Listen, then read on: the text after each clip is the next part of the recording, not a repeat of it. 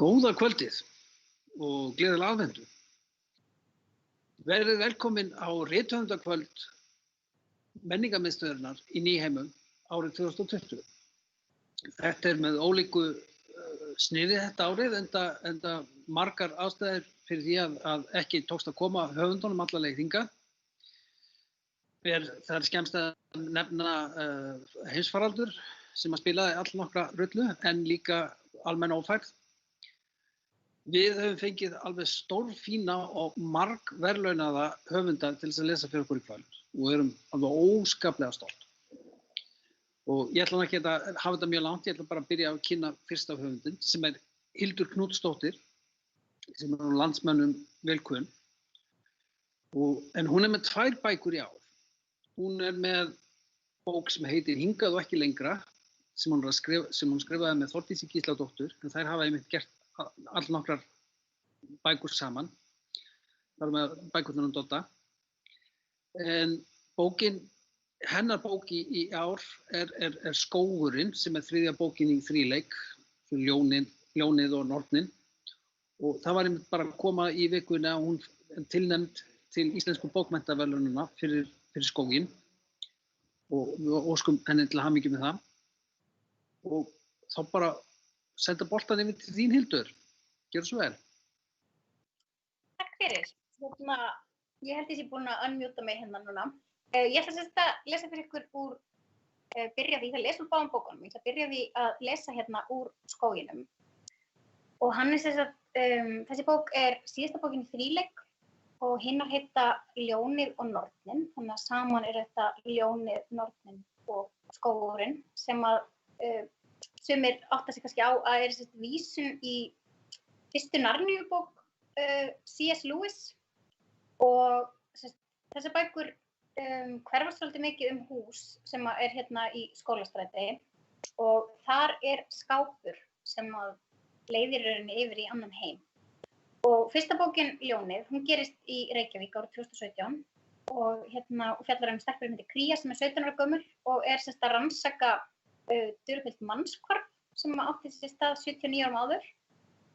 Og svo gerist Nornin sem bók nr. 2, hún gerist árið 2096 og svo í Skóginum þá fylgjum við Kríu inn í skápinn og inn í heiminn sem handan hans og hann ekki mjög líkur Narníu. Hann svona ekki jafn enskur og sívilseraður og Narníu heimurinn. Og ég ætla bara aðeins að grípa niður hérna á blaðsíðu 164 í Skóginum. Kría þar með ömmu sinni, Gerðu, sem hún hitti þarna hinum megin. Og þær á leiðinni yfir risastóra sléttu. Þær voru búnar að fylgja gljúfrinu í 3 daga þegar það dimmdi skyndilega. Kría sem hafði verið að horfa niður á fæturnar á sér og hugsa hvað geti mögulega orðið til þess að heilt sólkerfi þeyttist út úr vetrarbrautinni á slíkum ógnarhraða, leit hissa upp. Þykkur skýjabakki hafði myndast á örskömmum tíma. Hann hafði allavega ekki verið þarna þegar Kría hafði horft í kringum sig nokkrum mínútum áður, en nú fylgdi hann sólina og þekkti næstum því hálfan himininn. Gerða hafði numið staðar líka. Hún stóð og starði upp á skýjabakkann. Það fór hrollur Kríu. Hún hafði aldrei séð svona þykk ský þarna áður. Þau einu sem hún hafði séð fram á þessu voru litlir hálfgagnsæir bólstrar hátt upp á himninum. En nú var eins og einhver hefði breytt þykkt ullarteppi yfir himininn. Skýjabakkinn hékk lágt. Hann var dökkur og ólgandi, næstum því reiðilegur. Og eins og til að undirstrika það, þá lýsti blossi frá eldingu skyndilega upp myrkrið djúpt inn í skýjabakkann. Í ljósinu fannst Kríu hún sjá eitthvað í skýjunum. Það var bara augnablik og svo var það horfið. En myndin lifði skýr í huga hennar. Það höfðu verið dökkir skuggar inn í skýinu, langir skuggar á hreyfingu, eins og torfa af gríðarstórum fiski í djúpri tjörn. Kría hafði aldrei séð ský fara svona hratt yfir áður. Veðrið þarna uppi hlaut að vera alveg brjálað. Skýjabakkinn breiddi úr sér á ógnarhraða og fljótlega hafði hann þakið allan himininn. Það féll á dimmrautt rökkur, þótt enn væri miður dagur.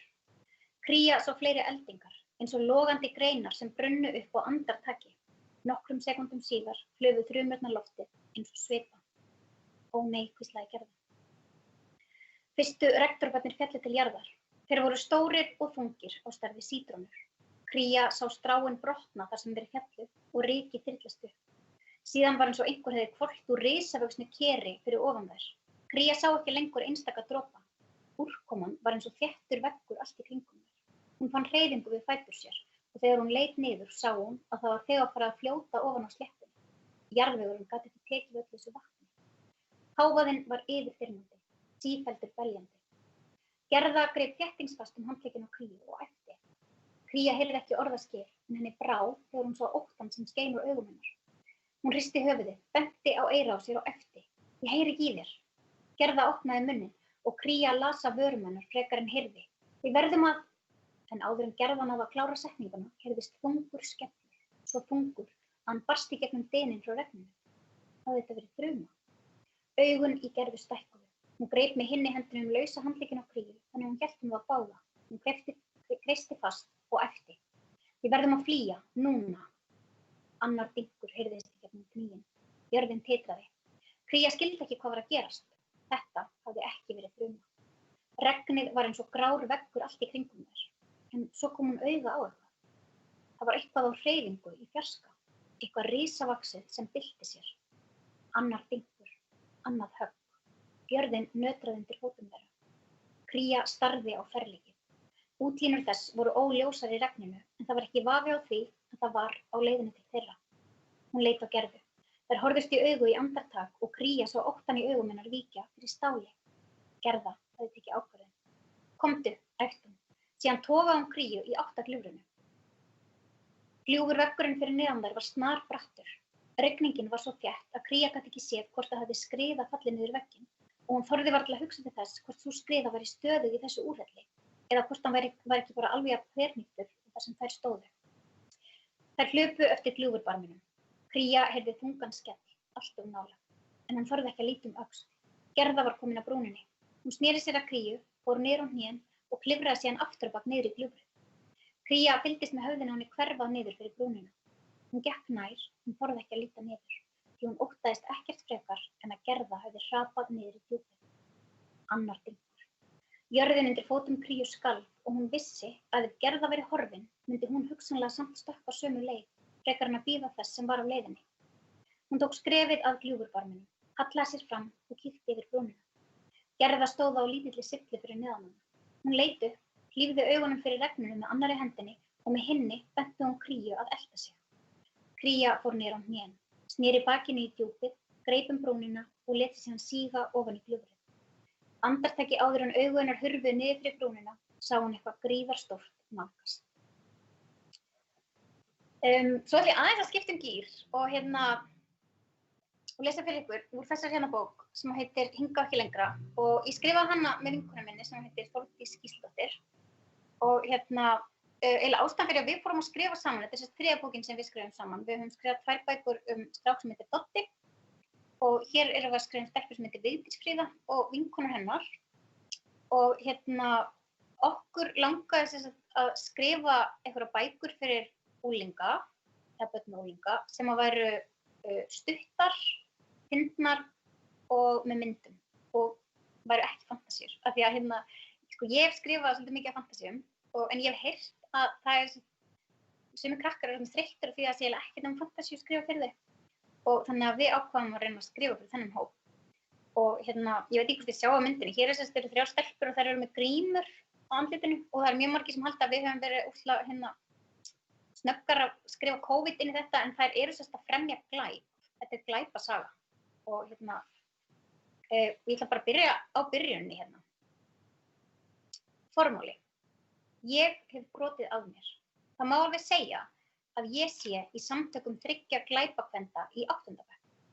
Glæpurinn sem við fremdum þykir örugglega alvarlegur. Að minnstakosti hefur hann fengið umfjöllun í fjölmiðlum. Það var sagt frá honum í blöðunum og á netinu og í fréttatímanum á RÚV. Það var frekar erfitt að horfa á mömmu og pabba jesúsa sig yfir kvöldfréttunum og láta eins og ég vissi ekkert þetta mál. Samt flissuðu líka mikið yfir þessu og töluðu kæruleysi. Þetta er samt alls ekki fyndið. Svo er reyndar einhver misskilningur í gangi, eins og enginn hefur áttað sig á því sem við gerðum. Ég veit ekki hvort ég fer í fangelsi. Enginn veit enn að við berum ábyrgð á þessu. Geta 13 ára krakkar farið í fangelsi? Þarf kannski að útbúa eitthvað sér úrræði fyrir mig, Rebekku og Geirlaugu ef kemst upp um okkur. Verðum við kannski sendar í vist fyrir vandræðaunglinga í einhverju afskekktri sveit þar sem bara eitt hús, reiður bóndi, fullt af kindum og kýr sem þarf að mjólka.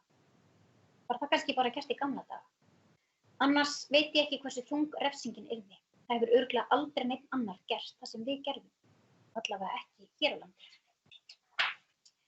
Kannski verðum við fyrstu samviskufangarnir á Íslandi. Því þótt að það sem við gerðum sé kannski ólöglegt núna, þá þýðir það ekki að lögin séu rétt. Lög eru oft mjög ósanngjörn og ég held að það fyrir fólk eins og okkur til að breyta þeim. Kannski erum við svolítið eins og Nelson Mandela. Hann frægasti samviskufangi í heimi. Hann dáinn en hann satt í fangelsi í Suður-Afríku í 27 ár. Bara af því að hann var á móti aðskilnaðarstefnunni. Hræðilegu stjórnkerfi þar sem allt var æðislegt fyrir hvíta fólkið, en allt hræðilegt fyrir svart fólk og fólk af blönduðum uppruna. Og aðskilnaðarstefnan var sko fullkomlega lögleg. Svo kom hann úr fangelsinu, lögunum var breytt og hann varð forseti. Hann skrifaði sjálfsævisögu sína sem heitir Leiðin til frelsis, þar sem hann útskýrir sína hlið á málunum. Pabbi á bókina og hann sagði mér frá ýmsu sem stendur í henni. Mér datt í hug það geti verið sniðugt að eyða tímanum í fangelsinu. Ég meina ef ég verð dæmd í fangelsi, ég skrifa mína eigin sögu. Og hvers vegna ætti ég ekki bara að byrja núna? En þá þarf ég kannski að segja væntanlegum lesendum svolítið frá sjálfri mér fyrst, svo fólk skilji hvernig þetta byrjaði allt saman og hvers vegna við gerðum það sem við gerðum. Fyrsti kafli. Ég heiti Vigdís Fríða Friðriksdóttir og ég 13 ára. Ég bý í Síðumúla sem frekar skrítin gata því þar eiginlega bara hinu þessi fyrirtæki, búðir, pósthús, fasteignasölur og tannlæknastofur. Ég bý fyrir ofan fasteignasöluna hennar mömmu. Við erum 4 manna fjölskylda. Foreldrar mínir eru eiginlega fáránlega gömul. Pabbi minn 55 og mamma mín 57 ára.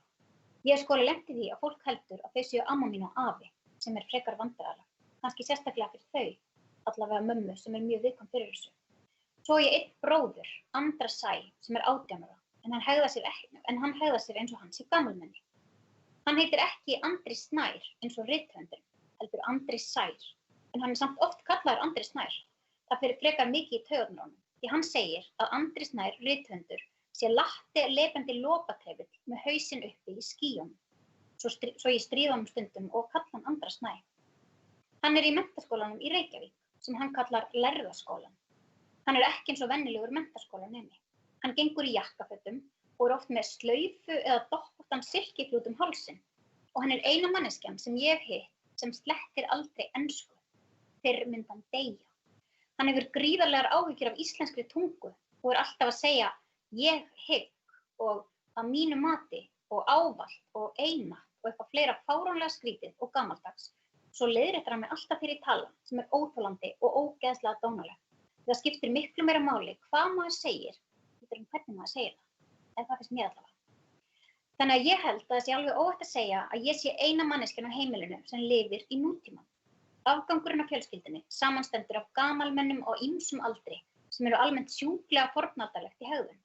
Og það sem mér finnst skrýtnast að mamma og pabbi eru bara sátt við heiminn eins og hann Þrátt fyrir allt rugli sem blasir við á hverjum degi.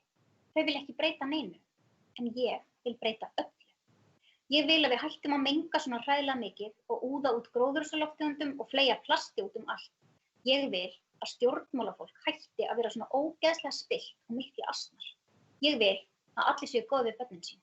Ég vil að fólk hætti að keyra jeppa með nagladekkjum og menga allt með svifryki. Og ég vil að við séum góð við dýr og borðum þau ekki. En mömmu og pappa, þeim sko bara sama alls konar mikilvæga hluti. Þau eiga jeppa og nenna eiginlega aldrei að labba. Mamma alltaf að kaupa sér einhver fáránlega dýr föt og ég held að hún hafi ekki farið í strætó þegar hún var 15 ára og átti heima í Garðabæ. Andra Sæ líka sama þetta allt. Hann bara að hugsa nýyrði og eignarfall og viðtengingarhátt og eitthvað álíka leiðilegt. Ég eina manneskjan á heimilinu sem hugsar það sem skiptir raunverulega máli. Ég held þau séu meira að segja hætta að hlusta á mig. Það kemur allavega oft svona tómlegur svipur yfir andliti á pappa og mömmu þegar ég byrja að ræða mikilvæg málefni. Sem betur fer á ég 2 bestu vinkonur sem eru alveg sammála mér og með mér í baráttunni fyrir betri heimi. Þær eru Geirlaug og Rebekka. Þær eru eiginlega ennþá brjálæðari en ég yfir því hvernig allt í heiminum, allavega Rebekka. hún segir að ég sé meira gamaldags en þær, en ég get ekki að því gert því ég sé alin upp á fólki sem skilur ekki nútíma og vill ekki fórna forréttindum sínum til að gera heiminn betri. Ég er nú ekki alveg viss að þetta sé rétt hjá Rebekku, en allavega þróaðist vinátta okkar og barátta þannig að við ákváðum í sameiningu að gerast lögbrjótar í þágu mjög mikilvægs málstaðar. Takk fyrir mig.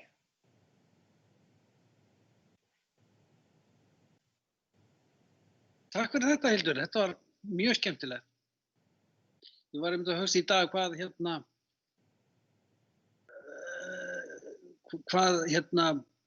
höfðum ekki svona bækur fyrir ungmenni eins og þú ert að skrifa því ég var lítill. Það vantaði svolítið svona ákveðið millistig, svona dimmar, pínu gothlegar svona skáldsögur. Næst les Erla Hulda Halldórsdóttir. Hún prófessor í sagnfræði við Háskóla Íslands. Hún hefur birt fjölda greina út allan heim og á prenti hefur komið áður út bók sem sé bara prentun á doktorsritgerð og heitir Nútímans konur. En hún sem sé að lesa upp úr núna Konur sem kjósa, sem hefur þegar fengið 2 stórar verðlaunaafhendingar. Það fyrst til íslensku bókmenntaverðlaunina í flokki fræðibóka og almenns eðlis og svo bara hvort það var í dag eða í gær fjörverðlauna sem ágætis árangur. Já, ég hef það ekki lengra. Erla Hulda, gjörðu svo vel. Kærar þakkir og gaman að vera með ykkur, Hornfirðingar, þó að við séum ekki á staðnum. En bókin sem ég ætla að kynna sem sagt Konur sem kjósa, 800 blaðsíðna doðrantur, svolítið stór og svona fallega rauð. Og við erum 4 höfundar, sagnfræðingar. Við Rakel Kristinsdóttir sem eru prófessorar hérna í sagnfræði við Háskóla Íslands, Kristín Svava Tómasdóttir sem ætlar að lesa úr allt annarri bók, ljóðabókinni sinni Hetjusögum hérna á eftir, og Þorgerður H. Þorvaldsdóttir sem var kynja og sagnfræðingur.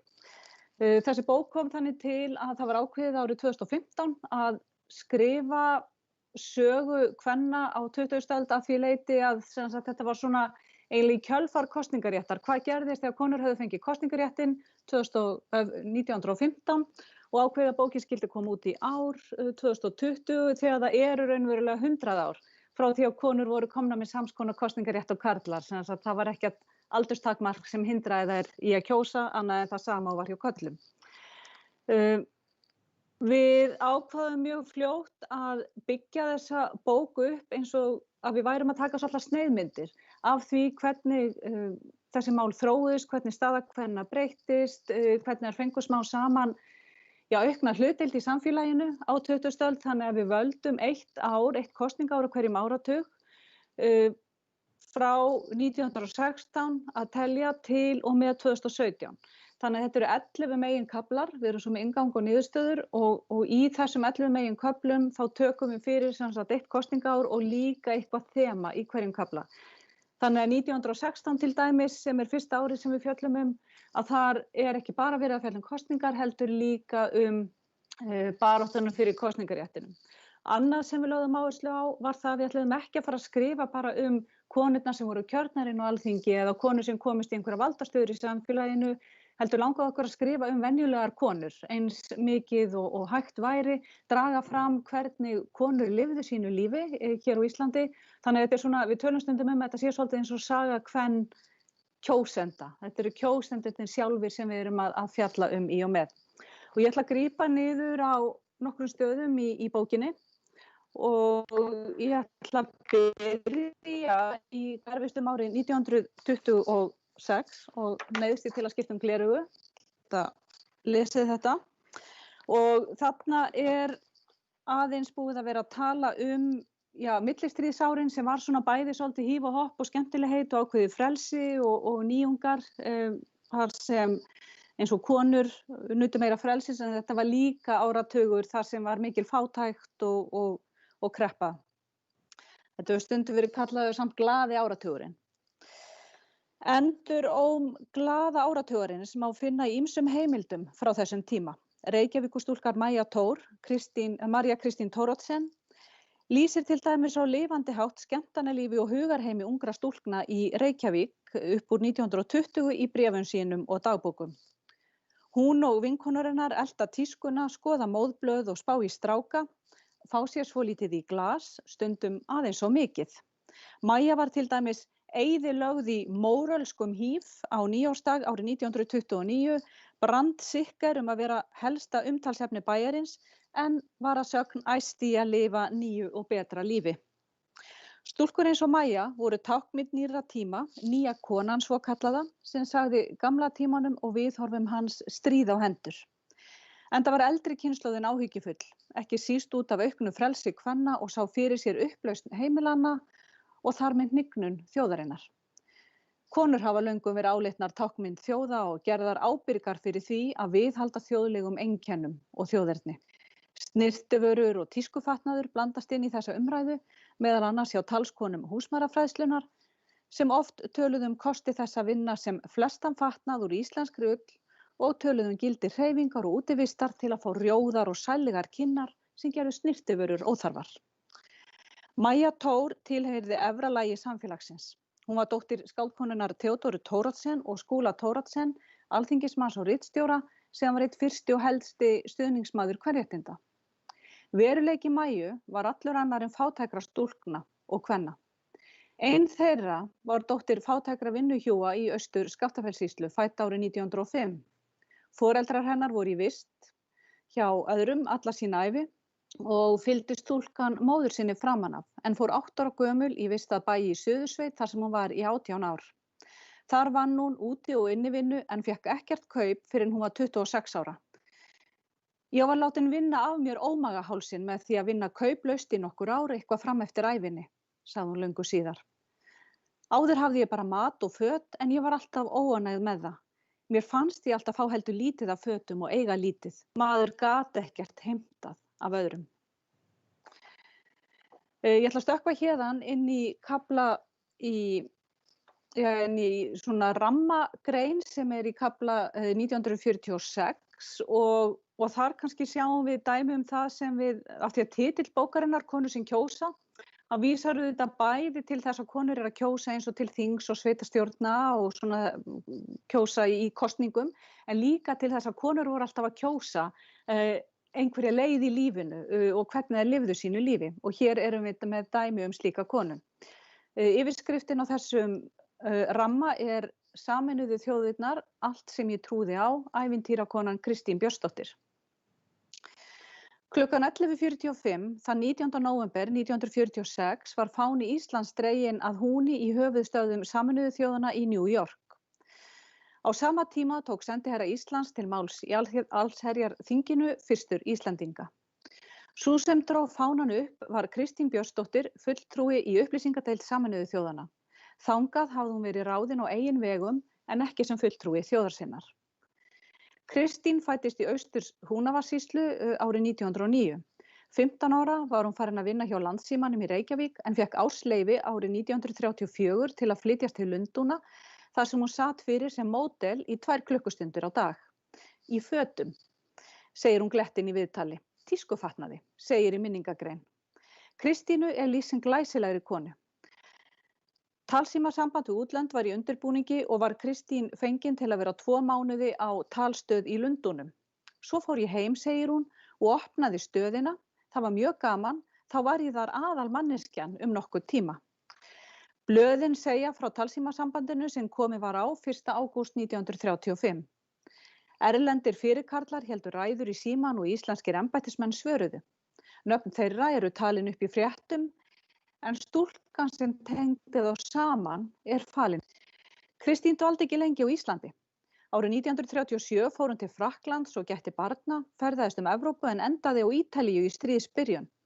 Þar gekkst hún háttsett fólk og sögð hafa kennt jafnöldru sinni Eddu Mussolini, dóttur einræðisherrans, tungumál.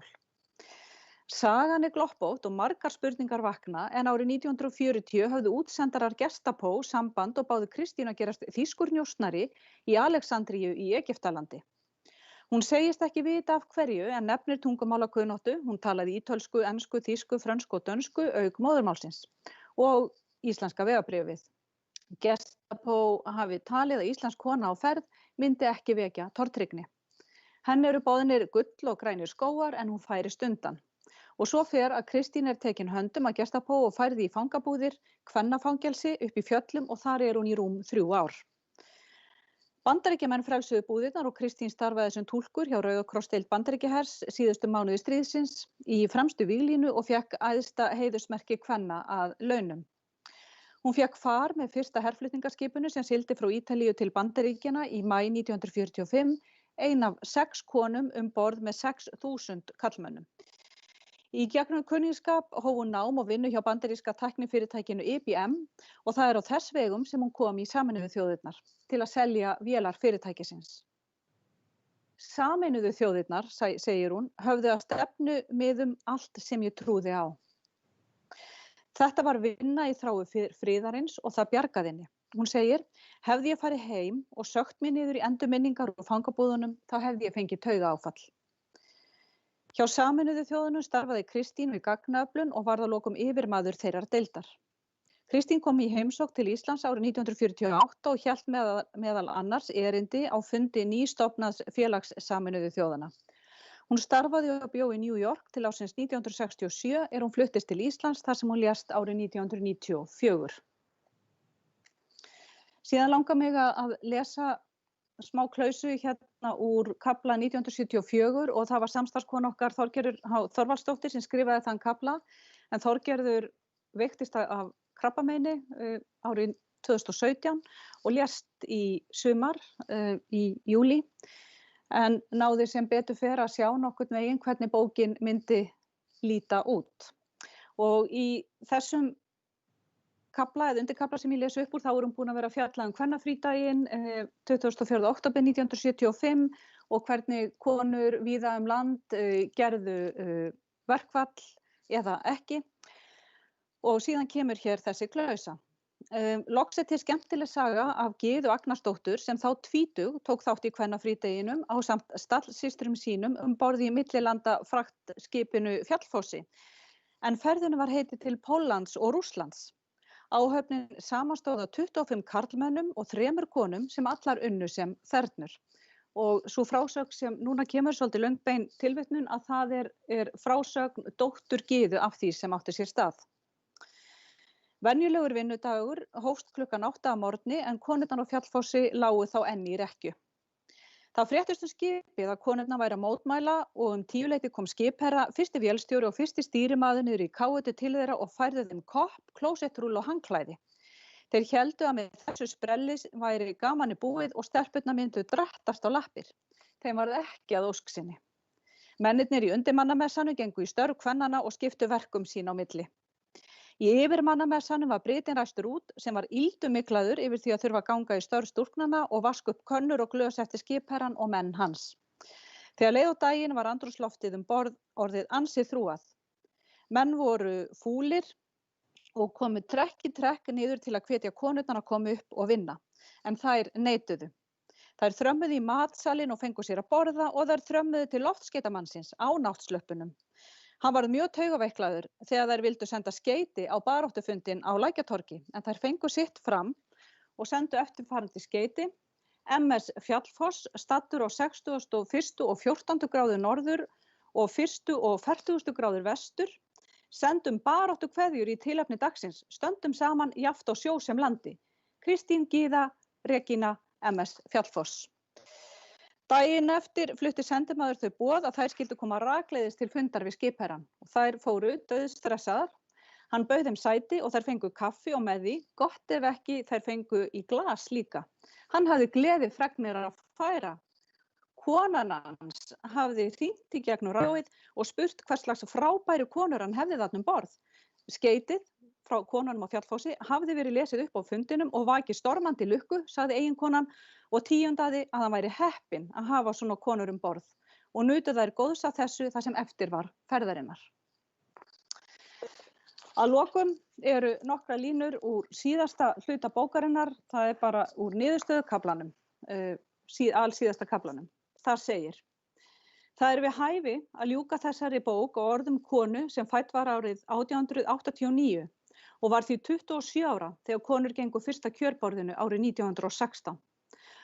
Hún var enn 13 árum og ung til að kjósa en samt 2 árum eldri en yngstu karlarnir sem fengu að kjósa til Alþingis á þessum tíma. Þið munið að konur þurftu að vera orðnar 40 ára en þeir voru 25. Það barnabarni sem færir orð ömmu sinnar í frásögn en slíkum ömmusögum safnaði Þjóðháttasafns Þjóðminjasafns í tilefni af kosningaréttarafmælinu árið 2015. Tilvitnun. Amma sagði mér að það hefði kostað konu svo mikið stapp og streð að fá kosningarétt að hver einasta kona á landinu ætti að fara á kjörstað og kjósa til þess að minnast allra þeirra sem á undan hefðu gengið. Þetta hef ég alltaf munað og virt og stolt af því. Hvað maður kaus eða skilaði auðu, sagði hún, skipti minna máli bara það að nota þennan dýrmæta rétt sem hafði kostað svo margar konur svo mikla vinnu. Takk fyrir.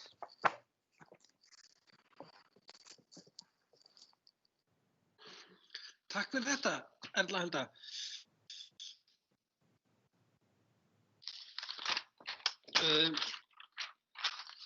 Næst tekur Ófeigur Sigurðsson. Hann hefur gefið út fjöldan allan af bókum og fengið Mígrút af verðlaunum, þar á meðal bókmenntaverðlaun Evrópusambandsins fyrir skáldsöguna Jón og hans rituðu bréf til barnshafandi konu sinnar þá hann dvaldi í Helli yfir vetur og undirbjó komu hennar og nýrri tíma. Árið 2014 kom Ófeigur hingað og las upp úr skáldsögunni Öræfi og fyrir hana fékk hann einmitt síðar bókmenntaverðlaunin íslensku. Í kvöld ætlar hann að lesa upp úr nýútkominu smásagnasafni sem heitir Váboðar. Gjörðu svo vel.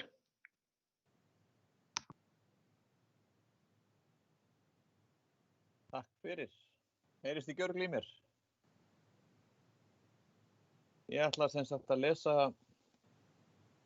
úr téðri bók, Váboðar, og ég ætla að lesa hérna úr einni smásögunni sem heitir Apar á Íslandi og gerist í rauninni á konunglegri ráðstefnu í framtíðinni þar sem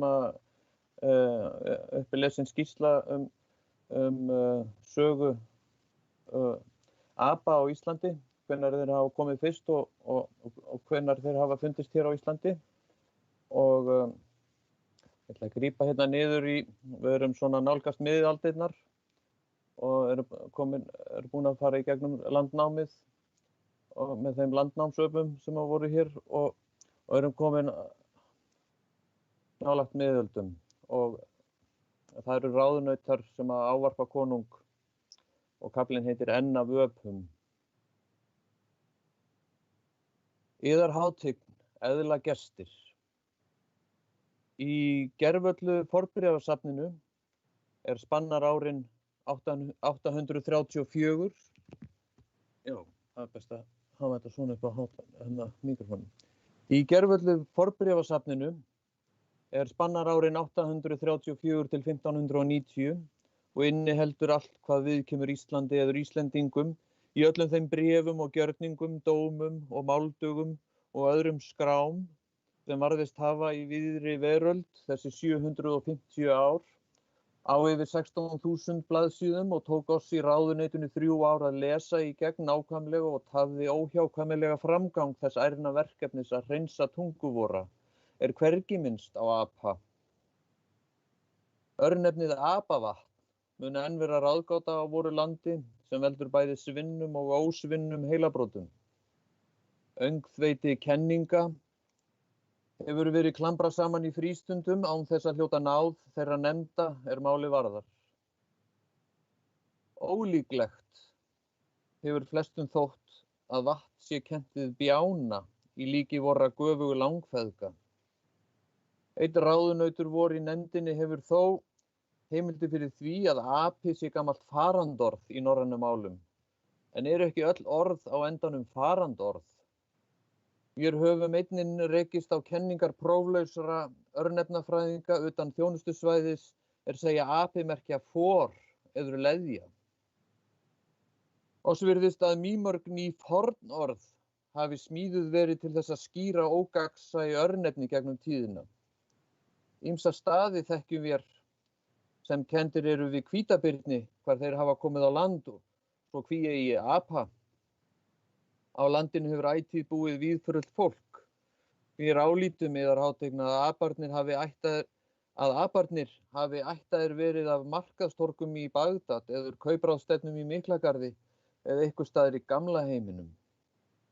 Oss kunnugt að veðurfar á norðurslóðum var þá eins og í dag öllu skaplegra fyrir framandi tegundir vöppuð í frumskógum nýnumis lands og jöfluðu á laufblöðum og gnöguðu rætur þess sem níðhöggur.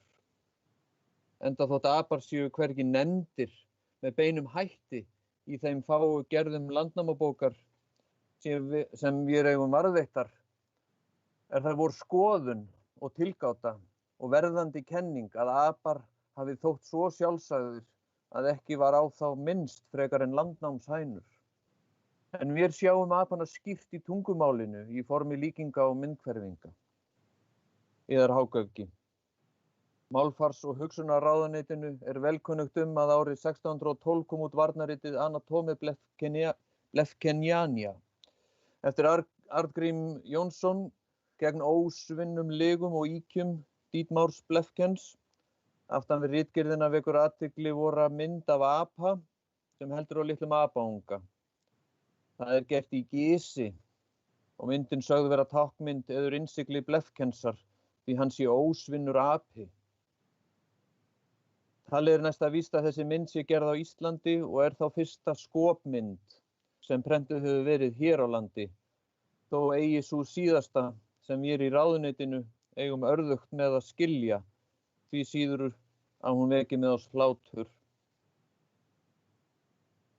Vora rannsóknir leiða hins vegar í ljós að þeir fyrstu apar sem haldbærar sögur fara af á Íslandi munu vera þeir sem Jón Indiafari og Holger Rosenkrantz höfuðsmaður höfðu með sér til Íslands herrans árið 1626. Jón Ólafsson, nefndur Indiafari, sigldi til Ceylon úti fyrir Indlandi á vegum Austur-Indíafélagsins danska og varð samskipa höfuðsmanni Holgeri Rosenkrantz, settum hirðstjóra yfir Íslandi, aftur hingað út eftir langa dvöl erlendis. Þeir komu á land í Seyluhöfn við Bessastaði.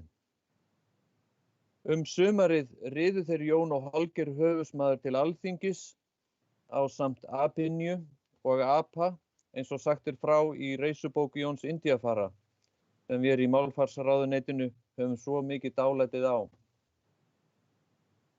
Á Þingvöllum árið 1626 verður Íslendingum mjög starfsýnt á þessi sérkennilegu hjón og spyrja hvaða fólk þetta sé. Holger höfuðsmaður segir að þetta séu heiðushjón frá Ceylon og að Jón tali mál þeirra og geti túlkað. Þá fara fram einhverjar samræður veðurfar og stjórnarhætti og verslun og siglingar.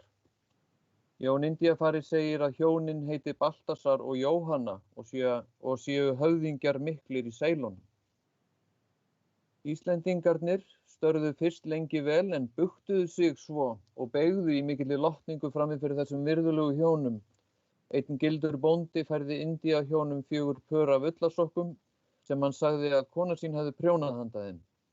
Þá hefðu þau alltaf þurra sokka til að fara í ef þau blotnuðu í fæturna. Fór allt vel fram á Alþingi það sumarið. Hér kemur örlítill kafli þau Baltasar og Jóhönnu. Vor kenning gerir ráð fyrir að landnámsaparnir hafi orðið útdauðir þá hinn svokallaða litla ísöld var gengin í garð norðurálfunnar þegar á 15. öld. Fyrst þau heiðushjón frá Ceylon þóttu framandi eða frábrugðin fólkinu þó eigi ókennileg. Rennir það stoðum undir þetta allt saman. Einnig vekur athygli vora að aparnir virðast hverfa af sjónarsviðinu þá gullöld bókmenntana líður undir lok. Það bendir og til þess að þeir gætu hafa verið skrifarar eða unnið að lýsingum. Þau Baltasar og Jóhanna tóku kristni á Þingvöllum þegar sumarið. Síðan dvöldu hjónin hjá Holgeri höfuðsmanni og hirðstjóra landsins á Bessastöðum veturinn í góðu yfirlæti. Þar var heitt á könnunni og þar voru rúsínur, þar var fjöld skonsa. Hjónin lærðu fljótt nokkuð í íslensku eftir að Jón var farinn á sína heimaslóðir vestur á firði, því hann hafði verið þeirra túlkur og leyfði þeim lítt að spreyta sig í málinu. Veturinn urðu ýmis teikn á lofti. Einn sjónlaus maður, skáld Sveinn, orti heimsósóma, fékk merki á andlitið. Fyrst hvað við formleysa, en menn gáðu betur að, sáu þeir að það var mynd af þykkri skinnbók og lá knífur þar ofan á. Reyndu menn fyrst að geta hvaða saga væri skráð á bókina á andlitinu, en svo runnu á þá 2 grímur. Gerð var leit hjá skáldsveini og fundust þar rit drauma, svo hann var tekinn og hengdur. Frosthörkur voru veturinn og hvítur fugl birtist yfir hafinu með rauðan blett á neðri skolti og sáu það margir menn. Loftsjónir sáust víða og vitrannir, tákn og boðar ýmiskonar. Vígahnöttur féll í hafið með eldi og drunum. Rekaviðadrumbur sást loga á himni uppi. Klukkur hringdu sjálfar nótt og voru kirkjudyrar smurðar blóði morguninn. Það voru draumfarir fyrir sunnanland en andvökur miklar fyrir austan. Með vorinu vofðu refsingarnar yfir af teiknflóði þessu en enginn vissi hvort það skyldi verða drepsótt eða hernaður. Þandist þá strengur í brjóstum manna en kvíðbogi gein yfir landinu öllu. Næsta sumar gerðist sá hræðilegi atburður að Hundtyrkir gerðu herhlaup á Ísland. Drápu þeir bæði og rændu fólkinu. Svo voru Tyrkir þessir ógurlegur óskapnaður, samkvæmt vitnisburði í vorum heimildum að á fingrum og tám höfðu þeir klær og gengu knífar úr olbúum, knjám og bringu. Þeir hlupu sem kettir fjörur og kletta upp og voru mörg bjúgsverð á lofti. Eldur brann í augum en úr eyrum hvein reykur og fnykur illur. Heimildir vorar herma að þau Baltasar og Jóhanna hafi tekið þátt í bardugum gegn þessum ófögnuði og bjarga mörgum frá dauðans neyð og nauðgun. Tyrkirnir sópuðu fólki á skip sín til þess að hafa í þrælakistu á fjarlægum slóðum. Þar skildist þeim svo hend kynslóðana hlaust af framferði forfeðranna. Samkvæmt Jóhönnu slíkt nefnt karma í Ceylon og mun vera alheims lögmál. Holger hirðstjóri hljóp í loft upp og lét hlaða virki úr harðfiski og hafði þar vopnaða menn. Baltasar og Jóhanna snöruðu sér í ullasokka og þustu út á völlinn. Þar sneru hjónin böku saman og beruðu tennurnar og komu fólki í skjól ýmist í hellum eða húsakynnum á landi uppi. Þótti framganga Jóhönnu sérlega hörð, eins og hún ætti harma að hefna, bjó hún á báðar síður og synti organdi á eftir mönnum á hafút og drekti þeim í djúpi eigin skelfingar. Fremstur í flokki af þeim áðurnefndu Hundtyrkjum fór hollenskur skipstjóri Jan Jónsson að nafni og hafði með barbarískri áhöfn sinni marga norska menn og danska, enska og þýska, franska og spánska sem gerst höfðu renegatar og fóru trúvillt. Sagnfræðingar hjálpa oss að bera kennsl á vora nauðgara því þeir eru löggur alls hins liðna. Af þeim lærum mér að það hafi einkum verið þeir evrópsku meðbræður sem skemmtu sér við að brytja fólkið í fóður handa þeim fjölmörgu köttum þeir höfðu meðferðis á skipunum. Baltasar og Jóhanna lifðu af innrásina þó eigi án áfalls, streitu og röskunar. Þau urðu því miður eigi heldur mjög langlíf en voru á brott kölluð til þess að gjörast sem fyrst þegnar himinsins. Annan vetur þeirra á Íslandi fékk Jóhanna kvilla erfitt var að henda reiður á hver væri. Þá gekk þung landfarsótt eður inflúensa og dóu þar af margir menn og héldu það sumir frá Tyrkjanum komið. Holgeir Rósinkrans taldi það tengt unnum kjötvörum og bandaði burt þeim spegipilsum sem honum voru á borð bornar.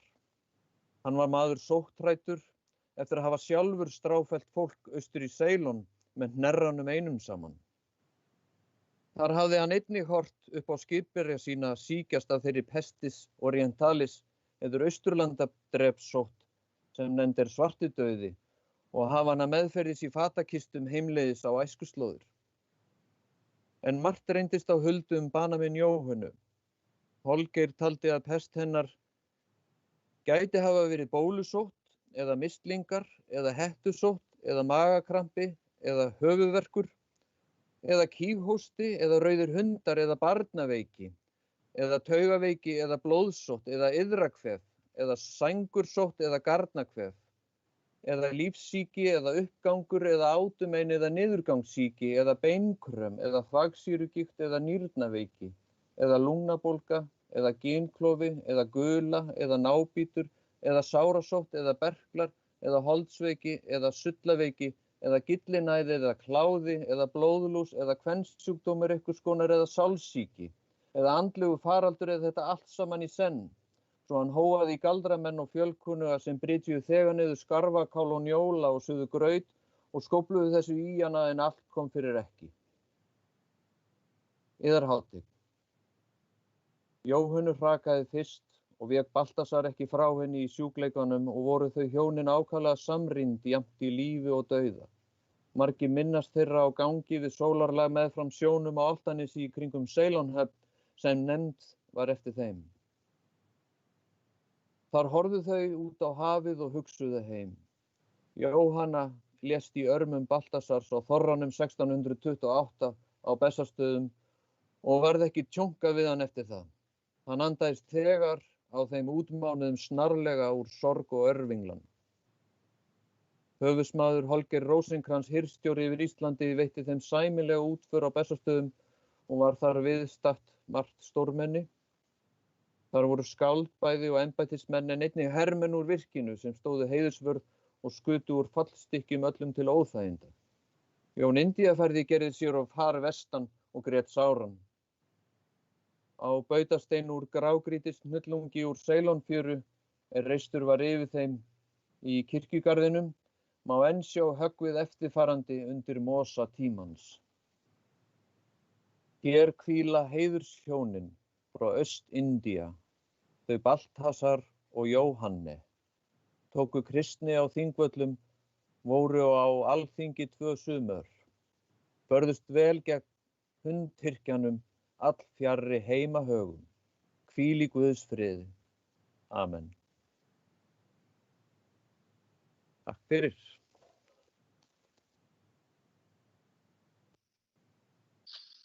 Takk fyrir þetta Ófeigur. Þetta var bara óskaplega hressandi. Mikið af pestum í gangi. Næst tekur til máls Kristín Svava. Hún er ljóðskáld og sjálfstætt starfandi sagnfræðingur. Hetjusögur er 4. ljóðabókin hennar. Þar yrkir hún upp úr 3 binda riti séra Sveins Víkings íslenskar ljósmæður og bregður upp áhugaverðri mynd af íslensku kvenhetjunni, ef segja má, og leið ekki síður mjög magnaða náttúrlýsingar og færð og ófærð. Við komum kannski að því eitthvað aðeins síðar. En Kristín ásamt Erlu Huldu er náttúrulega tilnefnd til íslensku bókmenntaverðlauna og fjöruverðlaunanna fyrir konur sem kjósa. Gjörðu svo vel, Kristín Svava. Takk fyrir. Og gaman einmitt með óveðrið og ófærðina. Ég ætla nú að lesa eitthvað aðeins hana. Þetta er sem sagt í 3. skipti sem að ég kemst ekki til Hafnar í Hornafirði. 2 fyrri skiptin voru vegna óveðurs og svo núna mætast COVID heimsfaraldur og óveður. Þannig að það er bara viðeigandi held ég að að það verði svona áherslurnar taki aðeins mið af því. Þetta sem sagt bókin Hetjusögur og já, hún sem sagt pínu óvenjuleg að því leyti að þetta ljóðabálkur sem ortur upp úr öðru verki sem verkið Íslenskar ljósmæður 1-3 sem kom út upp úr 1960 og bók eða bækur sem innihalda æviþætti og endurminningar 100 íslenskra ljósmæðra sem flestar voru starfandi á seinni hluta 19. aldar og fyrri hluta þeirra 20.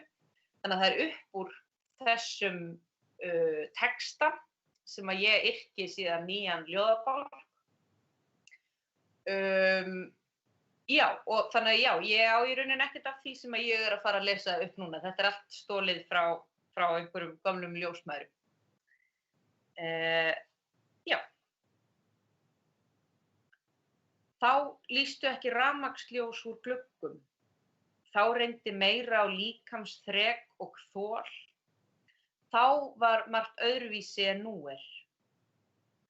Nú þarf ekki annað en styðja á hnapp. Þá komið ljós í öllum áttum og sest að matborði í hlýrri stofu. Ekið á bíl á sléttum vegum yfir brúaðar ár landshorna í milli. Ungt fólk sem veltir sér í auraflóði nútímans mun naumast trúa því að þetta sé satt, erfiðið í ljósleysi aldanna. Byggðin að vísu fögur í sólskini og sumardýrð. Fagur flóin sólin glitrar sund og eyjar og tignarleg traustu fjöllin standa þéttum fótum stormar æða. En allir vita að í mestu manndrápsbyljunum konum gjarnast að taka léttasóttina og helst að næturlagi. Vakna af værum blundi, búast til ferðar langan veg, skilja við börnin grátandi og veik til að hjálpa og bjarga börnum annarra. Sárþreytt, sárlasin, illa fyrir kölluð, sjálf ófrísk, sjálf að því komin að ala barn. Oft ekki fyrr komin heim frá einni sængurkonu en hennar var vitjað til þeirra næstu. Fór ekki á mis við andstreymi og raunir, fór ekki varhluta af þungbærri reynslu og sárum hörmum, andstreymi, óblíðum kjörum og þungum raunum. Lífið krafðist svo mikils af henni, undravert að kraftar hennar skyldu ekki bila. Óttast, harma, þá var ekkert nema sársaukin. Þola undir þögninni, það svo margir sem missa. Leggja af stað út í svarta vetrarnóttina, út í iðulausa stórhríð, út í hríðina og myrkrið. Bæirnir á kafi, þessar litlu þústir, dökku þústir, heimkynni lífsins, þar sem fólk starfar, stríðir og elskar. Vegir í slæmu ásíkomulagi, vatnsföll óbrúuð, vegir slæmir, víða slæmir, ekki brú á nokkurri á. Sjóleiðin skerjótt, löng og erfið í opnum árabátum, torfærur óbrúaðar ár og brattar hlíðar, vegir engir né brýr á vatnsföllum. Strandferðir engar, fjallvegir, lítt eða ekki varðaðir, yfir sandað fara og vötn, mörg vegir ógreiðir. Harðir straumar í sundunum á litlum árabátum, fjallvegir, erfiðir og seinfarnir, engir vegir, á útkjálkum, í útkjálkasveitum. Götuslóðar á einstaka stað, engu að treysta, allar ár óbrúaðar, vegir engir nema götutroðningar. Mýrar og forarflóar, vegir svo slæmir að nálgaðist ófæru, sjóleiðin ófær, einstigi framan í háum kampi. Vegur slæmur, vegleysur og mýrardrög, vegleysur og mýrar, engir lagðir vegir, apalhraun að fara, grýtt leið og vegurinn allt annað en góður, á litlum bátum fyrir opnu hafi, lendingin erfið og ótrygg, Heiðar óvarðaðar, illfærir vegir, hvorki vegir né brýr, torffærir, fjallvegir, djúpir og krókóttir, götuslóðar, vegleysur. Allar ár óbrúaðar, engin vegar spotti, víðáttumiklir eyðisandar, illfærir eða ófærir, sundur skornir af stórfljótum óbrúuðum. Jökullinn, hafnlausar strandir, hvergi örugg lending, nokkur í kænu, samgöngur torveldar, bæja á milli. Yfir vötn að fara, engir lagðir vegir og engar brýr, þung og mikil jökulvötn, torffærur, graflækir, keldur og flóð. Stórvötn og mýrar, stórþýfðir móar, torffærur ár, allar óbrúaðar, engir vegir lagðir. Hraun, ógreiðir vegir, ár, allar óbrúaðar. Vatnsmiklar jökulár, hraungjár, djúpir gígir og holur, óruddir vegir, vegleysur, opnir árabátar, vegir litlir eða engir og engin vötn brúuð, engin lagður vegar spotti til. Umdæmið víðlent, feikna stórt og víðlent og erfitt, stórt og erfitt, Geysi víðlent og örðugt yfirferðar, Geysi víðáttumikið og fjölmennt, víðlent og mannmargt, umdæmið nær ótakmarkað. Víðlent, víðlent, víðlent, veðrasamt og ógreitt, yfirferðar, erfitt, stórt, snjóþungt. Ógreitt, erfitt, erfitt, erfitt, erfitt, ógreitt, erfitt, yfirferðar, snjóþungt, snjóþungt. Umdæmið stórt og örðugt, yfirferðar, snjóþungt, víðáttumikið og erfitt. Með erfiðustu umdæmum, með allra snjóþyngstu sveitum, snjóþyngsli meiri en í flestum öðrum byggðum, ólíklegt að önnur umdæmi hafi verið erfiðari eða torsóttari yfirferðar. Og það má kannski sýna aðeins, fyrst ég var í þessum miklu ófæra lestri, að það er smá svona myndljóða stemming í bókinni, ef þið sjáu þetta eru svona, sumstaðar eru bara svona textablokkir. Það er náttúrulega stefin í ljóðunum taka svolítið mið af svona frásagnarstefjunum í þessum upprunalega texta og eins og þið bara heyrið í þessu þá eru miklar ófærur og hver er ljósmóðir í einu erfiðasta umdæmi landsins.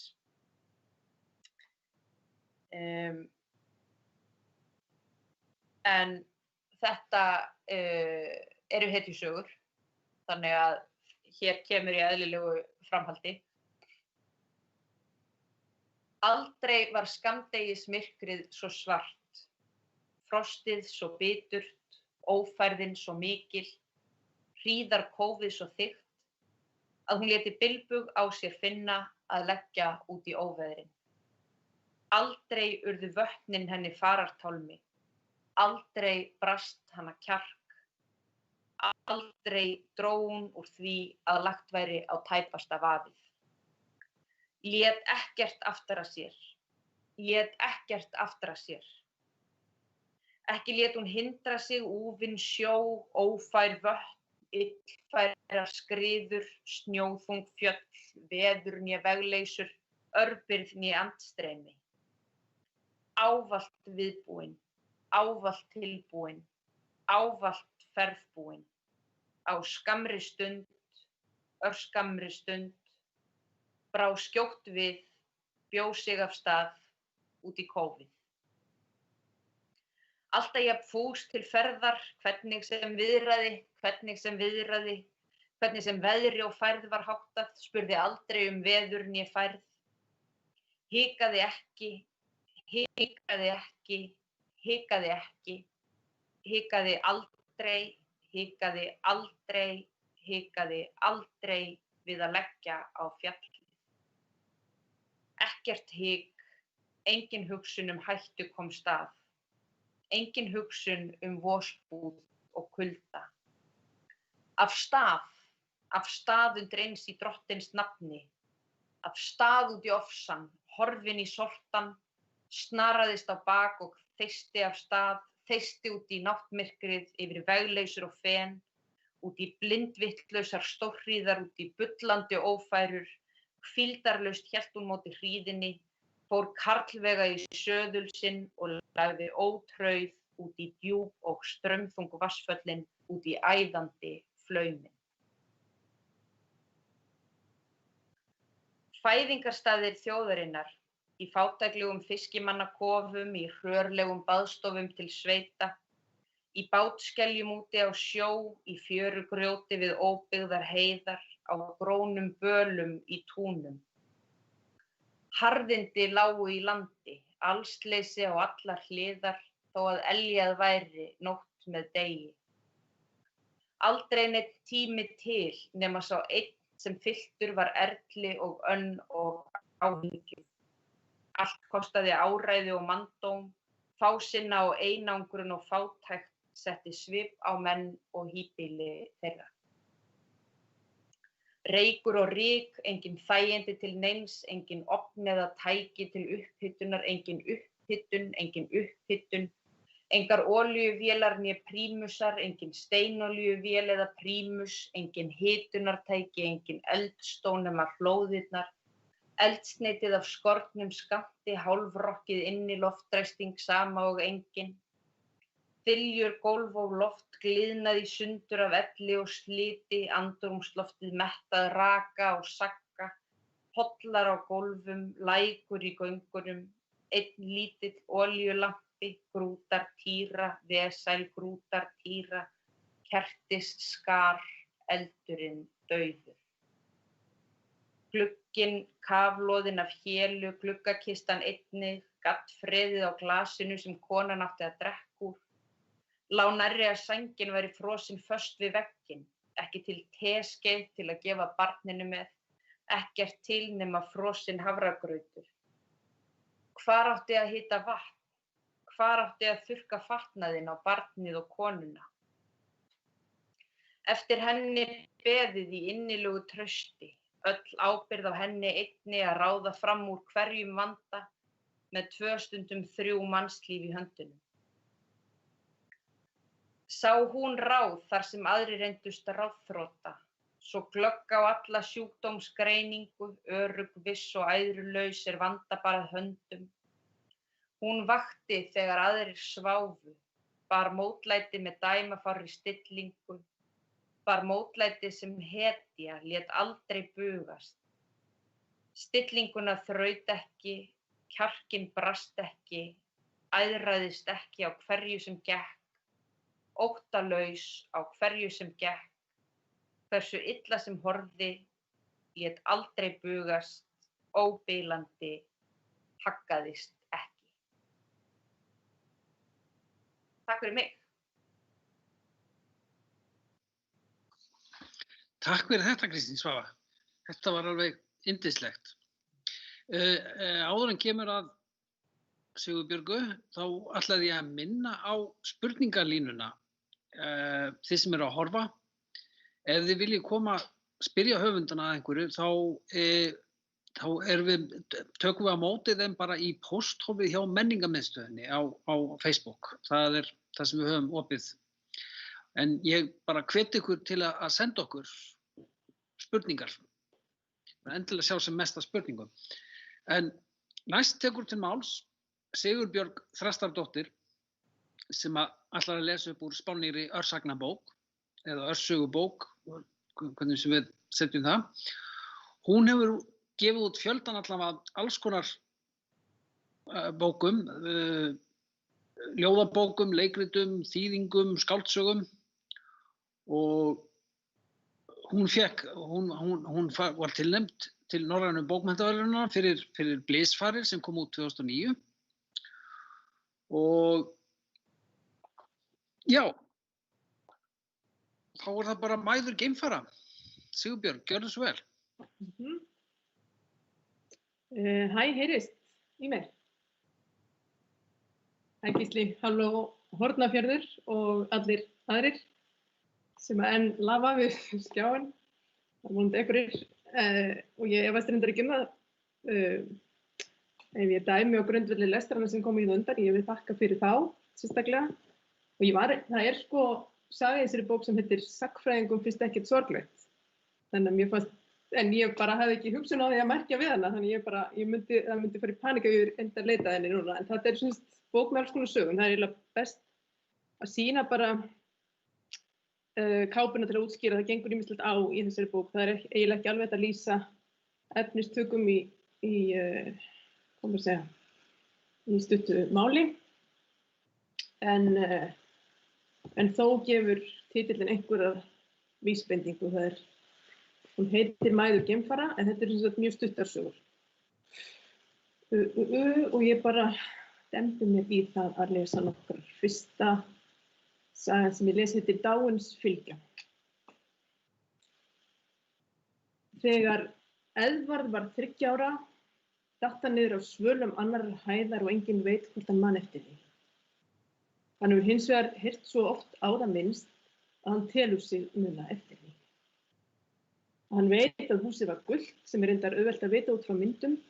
Það var glampandi sól og svarthvít gefjunarteppi á svölunum. Teppi á þeirri tegund sem stingur.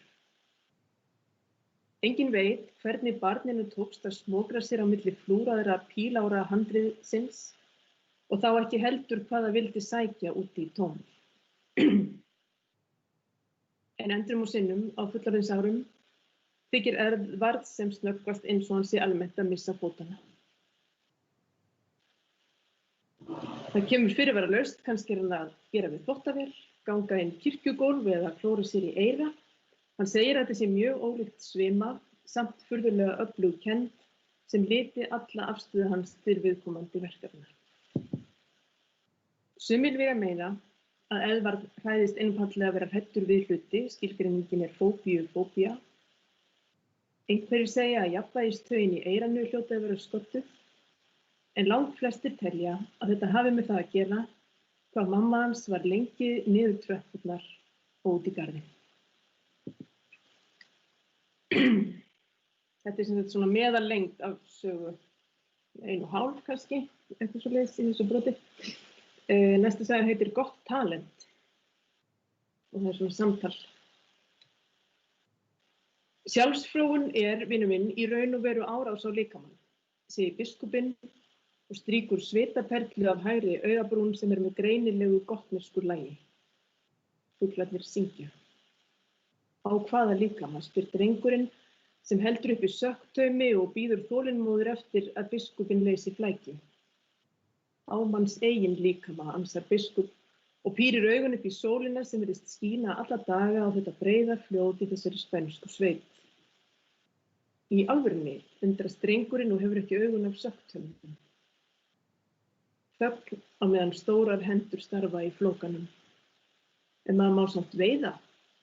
Það má samt veiða, samsinni sá í heppinu og strýkur aukinn svita af enni og brún. Og dansa. Dansa, drengurinn minn, það held ég nú, dansa af öllu lífs og sálar afli. Og þá ekki síst bömpa.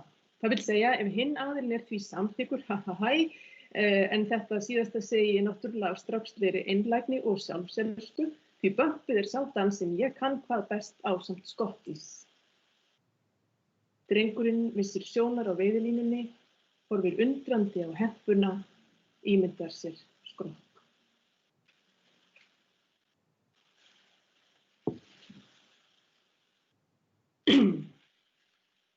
(1978) Bylur úti, veislusalurinn virkar stór. Og hann segir, maðurinn sem stýrði leikjanámskeiðunum, að ég hafi alltaf viljað leiða. Eftir því man ég alls ekki. Og vinkona mín, hún segir að kona mannsins sem stýrði leikjanámskeiðunum hafi alltaf verið með svona sorg á bak við sig. Eftir því man ég ekki heldur. Ég horfi bara á klakann sem hefur síðu niður rúðuna. Hann er eins og fóstur við 4 hendur.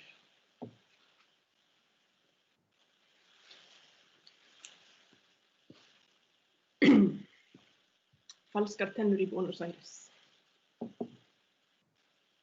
Einu sinni heyrði ég ófríska konu sem slóst á meðgöngunni við óslökkvandi fýsnir og djúpar langanir sem snéru eiginlega allar að veggfóðrun vistarvera. Það var ekki bragðskynið sem fór á kreik eins og hjá mörgum kvenmönnum í hennar ástandi, heldur snertiskynið. Hún betreykti öll herbergi sem hún komst yfir og renndi lófunum yfir veggina dagana langa, seint og snemma. Líkt og gefur að skilja olli þetta umtalsverðri fyrirhöfn og þá ekki minni kostnaði. Allt voru þetta dýrar veggfóðurstegundir, þykkar og upphleyptar, þarna dugðu engin pappírsþunnildi.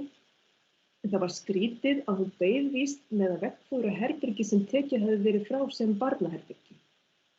Og fáeinum vikum fyrir settan dag flaug hún til Buenos Aires og fékk sér falskar tennur, eða það var allavega það sem ég heyrði, og fylgdi sögunni að þetta hefði valdið kunnugum nokkrum heilabrotum en leið svarað þó nokkrum spurningum.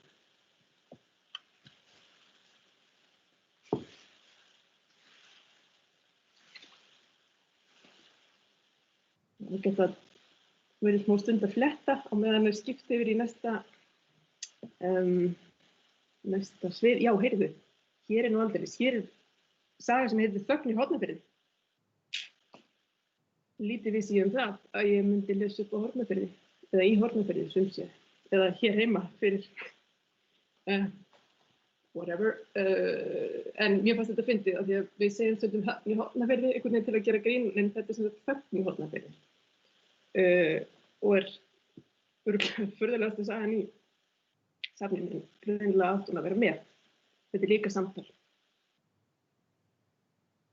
Ég skil ekki Ísland lengur.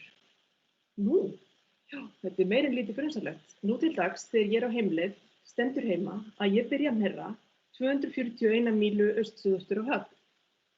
Nú, já, eða svona, give or take, cirka og bát. Ég skil. Og hvað helst af því? Ekkert nema bara að þetta gerist alltaf miklu nær hérna áður fyrr. Nú, já, ég að segja það. Aha, og hvað heldur þetta þýði? Þetta einhver efnaskiptavilla, neyðarhemmill, óvenjumikil gróðurteying í hlýindum? Ég veit það ekki, en við þessu hef ég bara sama svar og vinir mínir stórkostlegir í Færeyjum. Þeir segja, Hans, ekki hugsa, það gangur sjaldan væl.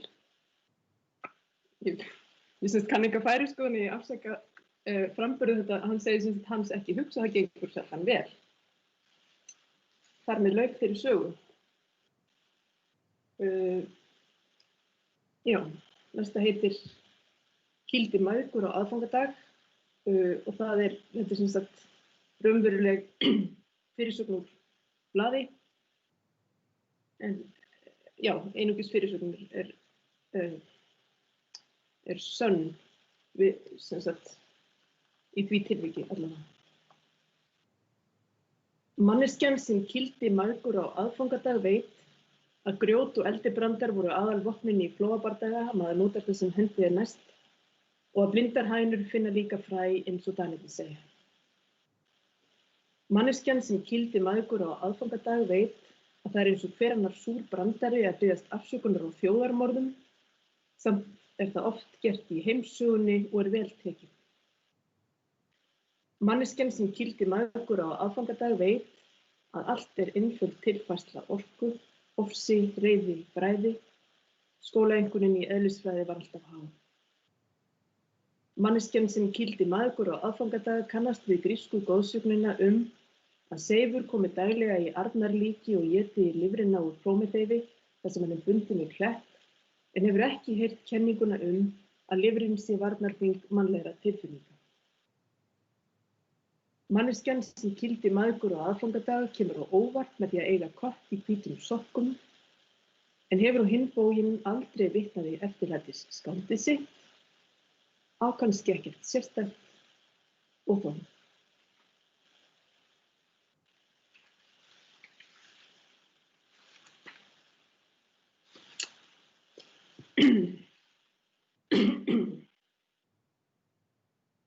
(1311 eftir Krist) og undirtitillinn er Svona gervið.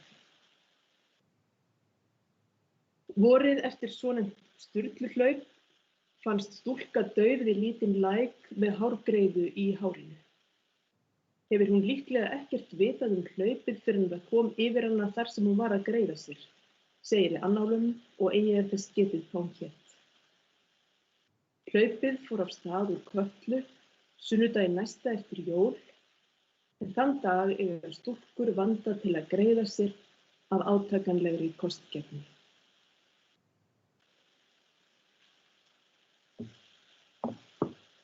Þetta var sem sagt saga, eins og það eru sumar, kannski þessi líka. Selsblóð.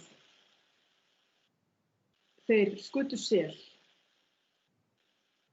Svo þurftu þeir að sækja hann eins og fara gerir. Þeir syntu eftir honum út á víkina. Á heimleiðinni herti frostið og hríðaði. Mér sagt að öll sveitin hafi upp frá því vísa til þess árs sem ársins þegar drengirnir urðu úti. Ég var líka snemma sagt, sem ég fannst skrítið, að ég ætti ömmubróður sem yrði ævinlega unglingur.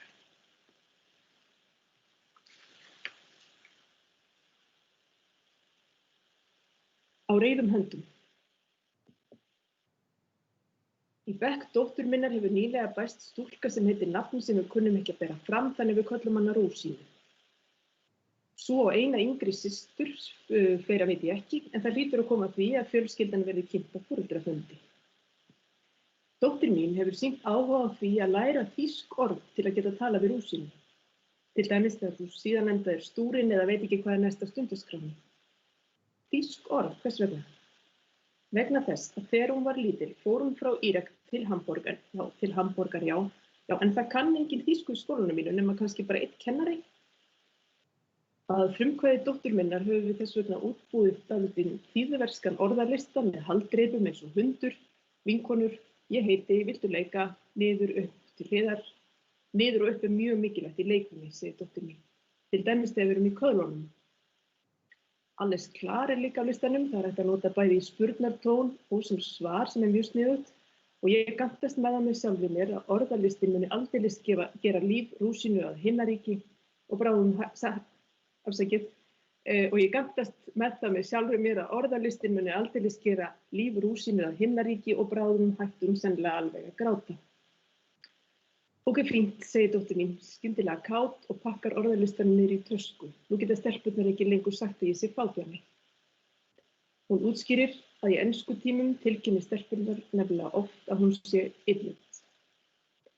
Það rennur rólega upp fyrir mér að einmitt á því niðurbroti grundvallist slembilukka Rúsínu. Yfir tilfinninguna sem fylgir kann ég ekkert þýskt orð.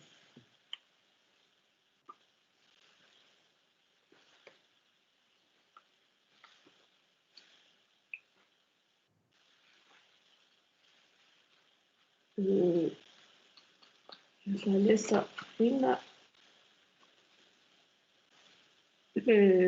Næst síðasta sagan heitir Bónleit Vosbúð og er færð kannski, sumu leyti. Íbúarnir segja að vegurinn sé ónýtur og leggja því til sönnunar fram fjölda hola, 3671, talning fór fram í rigningu því auðveldara er að telja polla.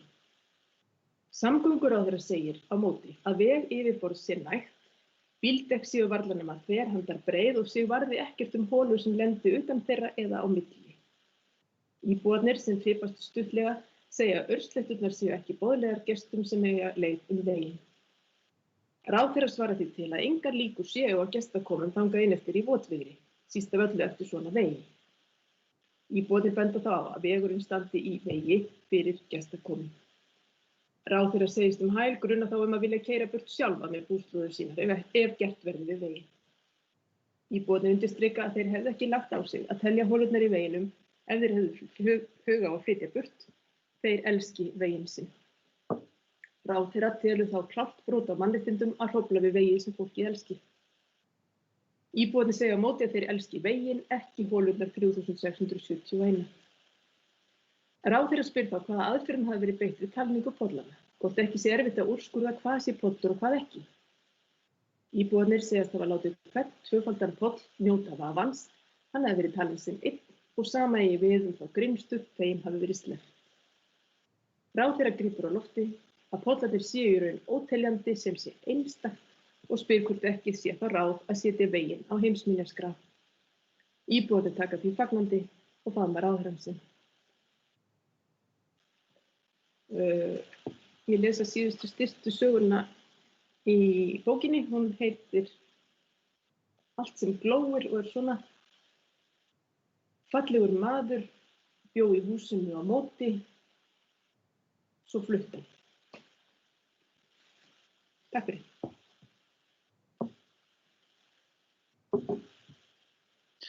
Takk fyrir þetta, Sigurbjörg. Það bara spurning að vinda sig bara beint í einhverja spurningar. Hér fyrst ein spurning til Hildar og það út frá hingað og ekki lengra. Og spurningin þessi: eru einhverjar fyrirmyndir af aðalsögupersónum í bókinni? Nei, í rauninni ekki. Ég og Þórdís bara settist niður þegar við varum að skrifa þessa bók saman og áður en byrjum að skrifa og tölum bara svona hvernig týpur okkur fyndnar sko og skemmtilegar og nefndum þær bara út í bláinn, þannig í rauninni voru enga fyrirmyndir. En svo ég ljóstri þínu upp, þær gerast allar vegan í bókinni og svo komumst við því þegar hún búin að skrifa bókina að ég held að hún sé formaður grænkerasamtakanna, það stelpa sem heitir Vigdís Fríða og það var ekki meðvitað, þetta var bara svona fyndin tilviljun sem við komumst að seinna. En í rauninni, nei, við erum að taka bara svona alls konar úr öllum áttum og reyna að sjóða saman eitthvað svona skemmtilegt sem okkur finnst fyndið. Takk fyrir þetta. Ég heyri þú nefnir þessa veganpælingu. Er hún bara í skóginum eða er hún í gegnum allan þríleikinn líka? Ég var ekki búin að lesa fyrir bækurnar. Nei, það var það er svona veganpælingi hingað ekki lengra. En kannski ekki svo mikið, í Norninni sem er miðjubókin í þríleiknum, hún gerist í framtíðinni og þá eru allir í framtíðinni vegan. Af því að það er svo miklu verið auðlindum að borða dýraafurðir heldur en grænmeti, þannig að í þeim bókum þá eru allir vegan í framtíðinni bara út frá svona hagkvæmnissjónarmiðum í rauninni.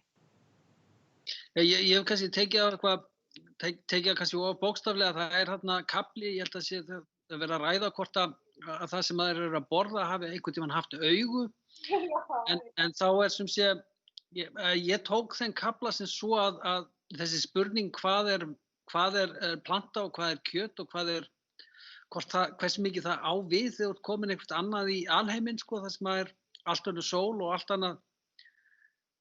Þannig að einhver svona tilvistileg veganpæling, kveikir eitthvað að því? Já, eins og með það, ég var svolítið að pæla í sveppum, af því að við tölum sveppi sem grænmeti, en sveppir eru í rauninni mættaleg flokka þá sem eitthvað allt annað, og þannig að það var eiginlega það sem var svona, það var kannski eiginlega það sem ég var að sjá fyrir mér, eitthvað svona sveppi. Mitt sveppir er svo heillandi, ef þið viljið söpp ykkur í eitthvað svona skrítið, þá mæli ég með að lesa ykkur til sveppi, af því þeir eru alveg magnaðir, sko. Takk fyrir þetta. Ég ætla að vinda mig bara í næstu spurningu. Augnablik, hún er til Ófeigs. Fyrir utan, ég les hana bara beint upp. Fyrir utan vísun í apa í örnefnum og talmáli, eru aparnir táknmynd fyrir eitthvað annað í samfélaginu?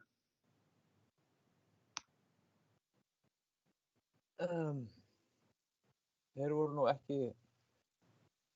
ekki hugsaðir þannig, sko, þegar ég var að skrifa söguna. Upphaf sögunar var nú bara þannig að ég var sjálfur forvitin hvaða apar, eða hvar leyndust apar í heimildum og hvaða apar höfðu komið til Íslands frá upphafi, sko. Og svo bara þróaðist sagan og kannski eru þeir orðnir einhver táknmynd, sko, þegar þessi litla rannsókn mín var orðin á smásögum. Og það er náttúrulega svolítið svona óheppilegt, eða þú veist, það er að því að til dæmis eins og að vera að bendla þá við einhverja innflytjendur, það getur verið mjög óheppilegt sko, en sko sagan gengur út á það, gengur út á sko málfarshreinsun, þar sem að vera að reyna að hreinsa myndlingingar úr tungumálinu sko í framtíðinni, þegar þeir sem eru smánun til smána mannkynið, eru smánun fyrir mannkynið, sem sagt svokallaðir bjánar og að þeim sé líkt við dýr, að það er að hreinsa það úr tungumálinu, eins og margur verður auru api, algjör asni og nautheimskur og fálki og þorskhaus og allt þetta sko. Og það er sko málfarsráðuneyti í framtíðinni sem er að hreinsa tungumáli af þessu sko, og leggst svona sem hliðarverkefni að rannsókna sögu apanna á Íslandi. Þannig að það er í rauninni þá bara opið til túlkunar sko, hvort að þeir séu táknmynd einhver sko, en það er hægt að spegla bara hvernig sko við komum fram við dýrin sko. Kannski svolítið loðið svar. Alls ekki, ég skil, þetta meira að segja rímar bara vel við það sem við vorum að tala við Hildur áðan, þessa bara, kannski, hvað ég var að segja, endurskoðun á samskiptamynstri okkar við hvað ég segja, bróður og systur tegundir í dýraríkinu. Jú, brjóta upp það sem er í rauninni algjörlega rótgróið, hvort sem það er hvernig við komum fram við aðra eða bara það sem er orðið sko, og kemur úr hegðun og yfir og festist í tungumálinu sko. Það þarf að fara yfir það og brjóta það eins upp líka. Það sem er orðið rótfast vegna þess að það er orðið bara hluti af mentalitetinu og hugsunarlausri tjáningu. Já, það hljómar allt mjög vel og svona bæði þarft og virðingavert, en leið og komið með orð eins og orðhreinsi nefndi eða eitthvað svona slíkt ófars, þá var þetta svona tvíbend eða? Jú, það er náttúrulega líka orðið konungsveldi hann orðið í framtíðinni, þannig að það er margt breytt. Já, ok. Flott þá er það til Sigurbjargar. Hvaðan kemur innblástur hugmynd að sögunum? Já, sko þær eru nú alveg 60 held ég, þannig að það er nú svona víða frá. Sko sumt er bara eins og fyrirsögnin Kildi, mæðgur og aðfangadag. Það þurfti eiginlega ekki meira til dæmis þar, þannig að stundum er þetta eitthvað svona sem flöktir fyrir, stundum er þetta eitthvað sem hefur átt sér stað sem sagt, og ég bara þá sný upp á það og geri fer inn hliðardyr kannski, inn í málið eða efnið.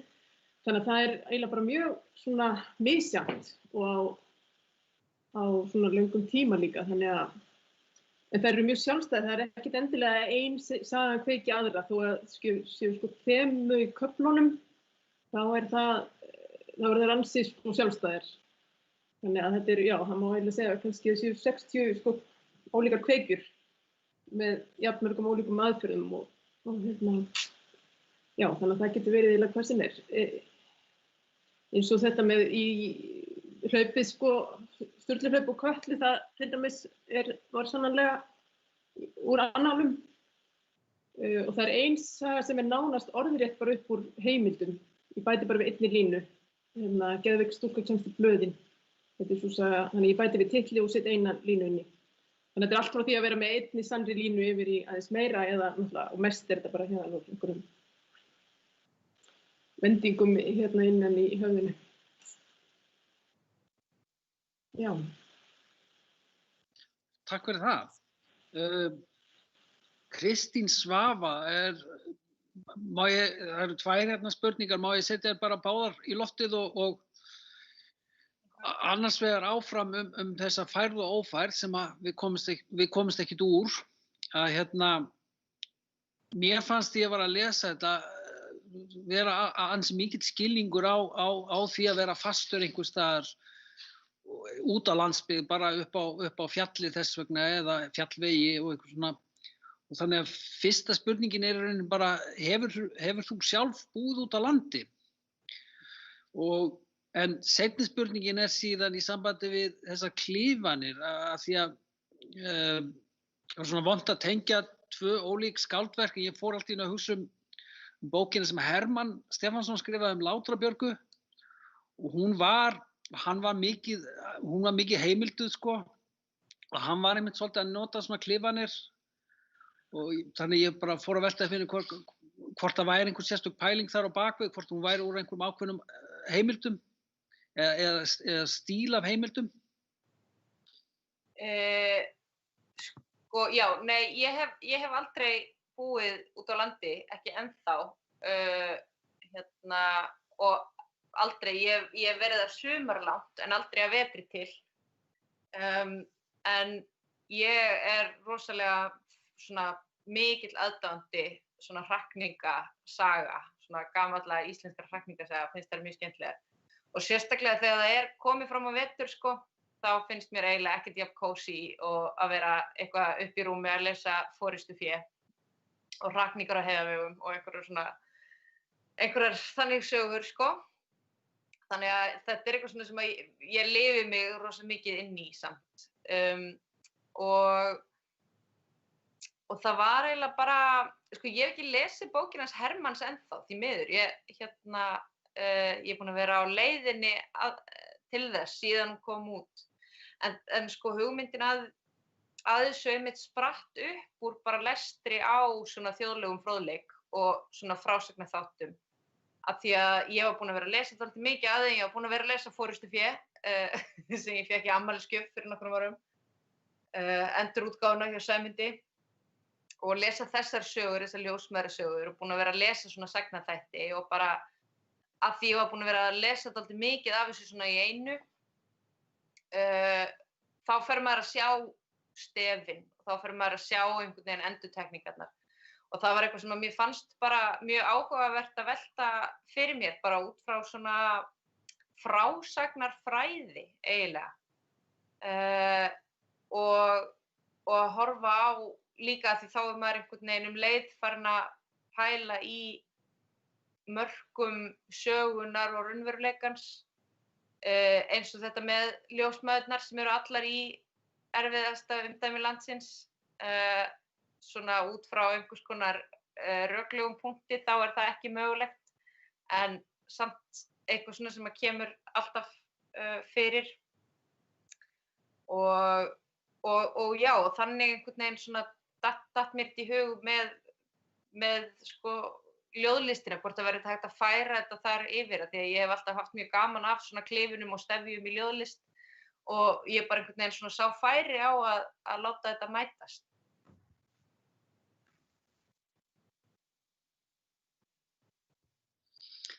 Takk fyrir það. Þá hérna ein spurning til Hildar, og ég biðst aftur velvirðingar ef að þetta lýsir einhverju vanþekkingu á fyrri bókunum, en það var með þessi belti og þessa löngu hnífa sem að fólk var öll virtust bera, og sem að maður tengir svolítið við Austur-Evrópusvæðið, Eystrasaltið og Finnland, þar sem að fólk getur verið bara nánast allsnæki, en það þarf samt alltaf að vera með belti, og það til þess að beltið bara til þess að halda í hnífinn að hluta til. Er þetta einhver tenging sem þú þekkir, eða þetta bara eitthvað komandi annars staðar frá? Já, nei, það var ekki meðvitað, ég var að vísa í eitthvað sérstakt. Mér langaði bara að vera með rosa stóra hnífa. Og eins og segir, þá verður maður að vera með belti ef maður alltaf verið einhverju aksjón og með stóran hníf, sko. Þannig að nei, ég var ekki að vísa í neitt svona sérstakt, og það var mjög gaman að skrifa sérstakt, því að reyna að búa til einhvern veginn fólk sem að, þú veist, eru manneskjur en samt ekki manneskjur en búa í öðrum heimi, og það var svona mjög skemmtilegt að einhvern veginn fylla svona í þær eyður og búa til eitthvað einhvern veginn. og einmitt að reyna að detta ekki í einhverjar klísjur, sko. Og það kom svolítið seinna. Ég skrifaði fyrst eiginlega svona, meiri svona beinugreinda bókinni og svo fór ég svona aðeins inn í og fyllt inn í smáatriði og það var eiginlega svona með það seinasta sem ég gerði áður en ég skilaði handritinu á mér, það var að einhvern veginn að reyna að teikna þetta fólk aðeins svona betur.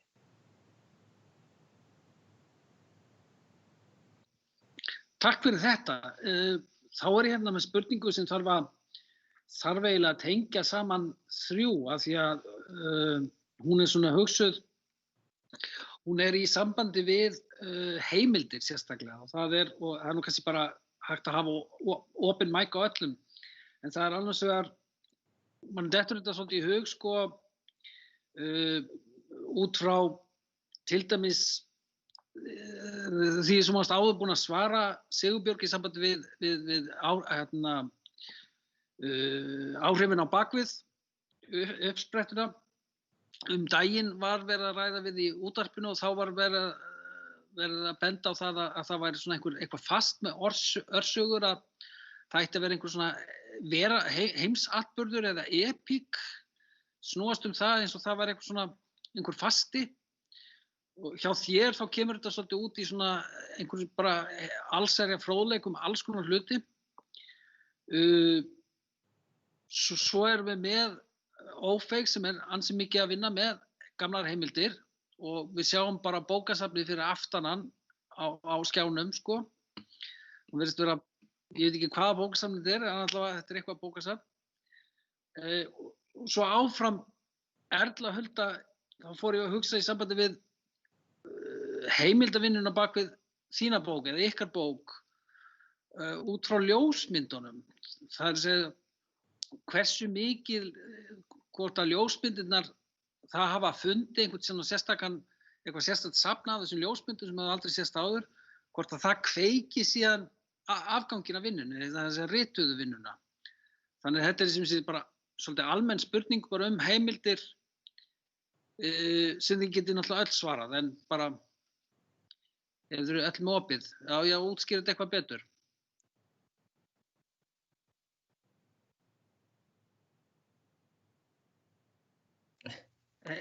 Heyrðist ekkert eða?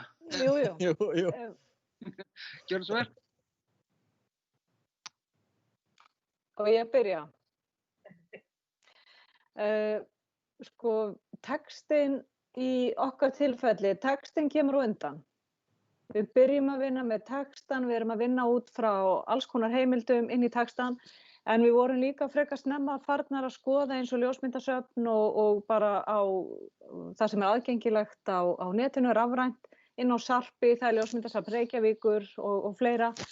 Þannig að við erum alveg að skoða myndir meðfram og svona með ýmsar hugmyndir, en textin er byggður fyrst og síðan var gengið frá ljósmyndunum í rauninni þegar textin var kominn. Og kannski, þetta er svona ljósmyndavinna, það eru auðvitað misjafnt hvernig höfundar vinna þetta, en það endaði með því að við skrifuðum ekki mjög mikið af stórum, þykkum textum með ljósmyndunum. Heldur tala þær meira fyrir sig sjálfar og ég held ég geti sagt að svona á fyrstu misserum vinnunar þá sáum við fyrir okkur ljósmyndirnar, við myndum vera með meiri texta með þeim. Þær væru svona stærri hluti á textanum sjálfum. Það standa kannski örlítið sjálfstæðar núna þó þær kallist á við textan. Þannig að í okkar tilfelli er þetta kannski meira textin fyrst og svo koma myndirnar en þetta spilar allt saman. Ég veit ekki hvort að Kristín Svava væri alveg sammála þessari túlkun hjá mér en hún kom seinna inn í verkið 2019 og þannig að, en já, svona held ég að við höfum hugsað þetta. Já, ég kannski bara fæ að skjóta því að ég er bara alveg sammála því sem að Erla segir en vildi bara bæta við að svo eru myndirna líka bara einhvern veginn kannski pínu svona heimur, þú veist, það er bara, það er einhvern veginn, eru kannski ekki annar heimur en það er að opna einhvern svona heim og meðhöfundur okkar Ragnheiður Kristjánsdóttir var í viðtali í síðustu viku held ég á 101 útvarpsstöðinni og ég bara get ekki gleymt því sem að stelpan sem var að taka viðtali við hana sagði, Hún sagði bara að ég hef aldrei séð svona margar myndir af konum samankomnar. Og þetta bara svo einföld athugasemd og svo áhrifamikil en fullkomlega rétt. Ég bara skil alveg hvað hún að tala um. Það er ekkert sjálfsagt, sko. Þannig að það einhvern veginn, myndirnar eru ótrúlega svona sterkur og mikilvægur partur af heildinni, sko.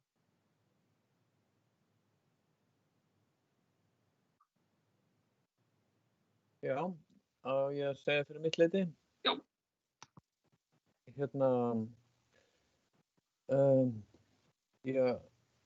Í mínu tilviki eru heimildir mjög sterkur hluti af bara ferlinu að skrifa og þó að það eru bækur sem geta verið sko óbeint heimildir, það er að segja að það í rauninni bara áhrifavaldar. Og þú getur notað í tilviki sko skáldsagnahöfundar þá svona grátt svæði heimilda sem eru bæði svona eins og sagnfræðilegar heimildir og áhrifavaldar. Og í mínu tilviki, jú, það er ein setning til dæmis eins og þarna í Jón Indía fara undir lokin þar sem kemur fram að þeir hafa flutt Apinju og Apa, Holger og Jón Indía fari til Íslands og fóru með á Þingvöll sem að vissulega gerðist en síðan er ekkert sagt meira um það en sú heimild verður áhrifavaldur sko að stórum hluta af þessari smásögum og svo eru heimildir sko einnig sem áhrifavaldar í þeim smásögum eða þeim draumum sem ég er að vinna með svona sagnaþætti 19. aldar eða svona sagnaþættir sem eru svona undir lok 19. aldar og fram undir seinni heimsstyrjöld sem voru mjög vinsælir og þá eru þeir bæði sko, þá eru þeir í rauninni heimildir fyrir stíl, myndi ég segja og upp á ná sko andrúmsloftinu inn í textan. Þá myndi ég segja það að það væru heimildir fyrir stílnum. Þetta er svolítið gott að kalla heimildir áhrifavalda. Mér finnst það svona, mér finnst það einn sanna merking orðsins áhrifavaldur, eða svona ég tengi við þessa merkingu, já, að heimildir sé áhrifavaldur. En ég man ekki reyndar, ég veit ekki alveg í þessu útvarpsviðtali sem hún nefnir, ég vona að ég hef ekki verið að segja, eða það var kannski einhver annar, ég vona að ég hef ekki tekið undir það að vera einhverjar reglur í örsögum. Ef svo er þá við þverbrýti þær allar hér vegna þess að þetta af ýmsum toga, en það var kannski út úr því að þá held ég að ég hef verið að lesa fyrstu söguna sem heitir Mæður geimfara og þar eru sannlega svona, hvað sem er svona heimsögulegur atburður undir eða mannkynssögulegur, það er semst, hún fjallar hann Buzz Aldrin sem var í fyrstu tunglferðinni, þannig að það er svona, já, en það er ekki endilega heimsögulegir svona atburður alls staðar en já, þannig að þetta getur verið stórt og smátt og jafnvel stundum saman, þannig að en það er mjög mikið frelsi finnst mér í svona stundum texta sem er kannski eiginlega svolítið svona þversögn, vegna þess að því minna pláss þú hefur þá ætti eiginlega bara að vera þrengra en það, mér finnst það geta alveg virkað öðruvísi, því minna pláss og því færri orð því einhvern veginn meira svona opið svæði til að leika sér á. Já.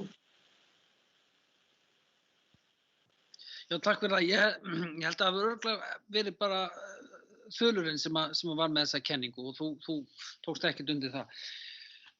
Það var samt áhugaverð pæling, en þá held ég að þetta sé nú bara svolítið að klárast hjá okkur, en það var ein spurning sem svona aðeins lá í loftinu eitthvað áðan, en það er aftur í sambandi við skóginn, Hildur, og það er svolítið í sambandi við, svona aðeins að minnast að hún var svolítið svona dimm, svolítið svona dökk, allavega svona fyrsti parturinn af henni, og þá fer maður að velta fyrir sér sko, já, bæði svolítið dökk og svolítið, og hún fer svo rólega í gang og þetta sem sé tvær spurningar, það annars vegar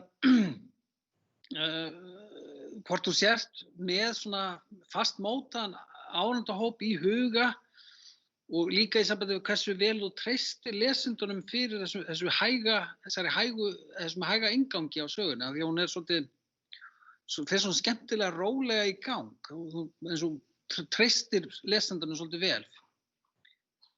Þú skilur hvað ég á við. Já, og þetta er náttúrulega þriðja bókin í seríu og ég var svona kannski svolítið að velta fyrir mér að ef ég væri ekki búin að selja þeim söguna, lesendunum söguna í fyrstu 2 bókunum, þá væri kannski svona of seint að fara að byrja þarna sko. Og sérstaklega þessi miðjukaflinn í þessum þríleik, hann er svona eiginlega svona thriller bara og það gerist allt svona mjög hratt og sérstaklega kannski svona undir lokin, þannig að það er búið að vera svona rosalega mikið aksjón sko.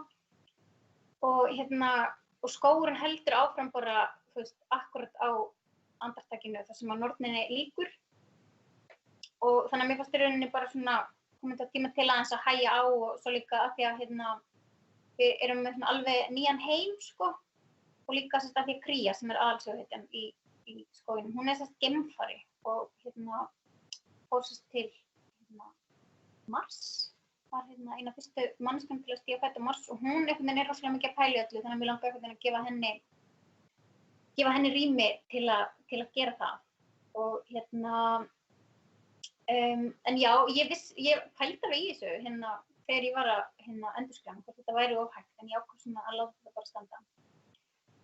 Og varðandi lesendahópinn, þá hef ég aldrei reyndar eins og hingað ekki lengra, þar vorum við, ég og Þórdís með svo skýrt markaðan lesendahóp, við vildum skrifa bók fyrir kannski krakka sem voru 10 til 15 ára eða eitthvað þannig.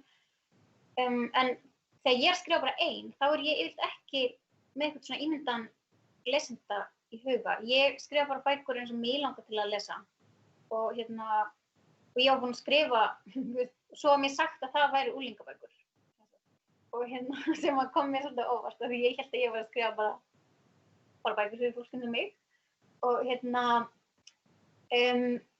og þannig að bækurnar mínar hafa verið flokkar sem unglingabækur eða ungmennabækur og ég hef ekkert við það að athuga kannski annað en að mér svo leiðilegt að útiloka einhverju lesendur fyrirfram og ég veit að það er fólk á öllum aldri sem les bækurnar mínar og ég hef svona svolítið velt fyrir mér sko hvað gerir bók að unglingabók og hvað gerir bók ekki unglingabók.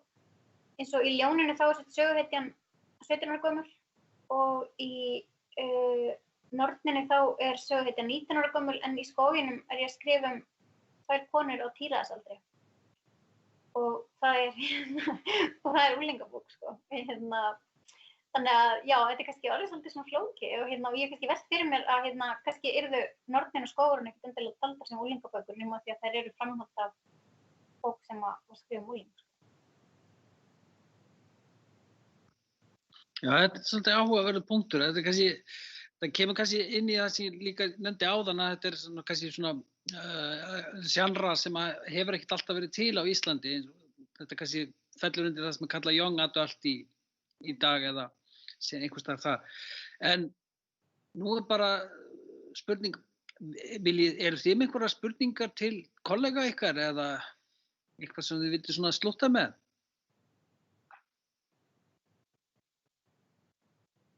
Ég kannski með einn spurningu til Erlu. Hvað var erfiðast við að skrifa bókina, Konur kjósa? Því sko Kristjáfa, við erum saman á skrifstofu og ég dáist þetta svo að henni í sem sagnfræði að vera heimildum og hún fær ekki bara skáld eitthvað sko. En ég veit að henni fannst þetta ekki rosa erfitt, en hvað fannst þér svona erfiðast við að skrifa?